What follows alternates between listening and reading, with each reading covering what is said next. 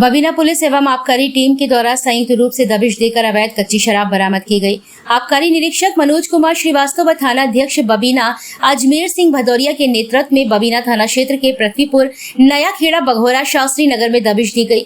दबिश के दौरान 106 लीटर अवैध कच्ची शराब बरामद कर एक व्यक्ति को गिरफ्तार करते हुए आबकारी अधिनियम की सुसंगत धाराओं में 2 अभियोग पंजीकृत किए गए हैं।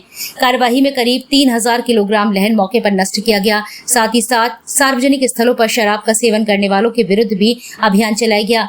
इस दौरान SI Gambhir Singh, SI Atul Kumar Pandey, SI Santosh Kumar, महिला SI Manu Chaudhary, head constable Surya Prakash Shukla, head constable Girish Kumar Giri, constable Javed Khan, constable Nathu Prasad व कांस्टेबल आनंद प्रकाश, कांस्टेबल महेश चंद्र आदि मौजूद रहे।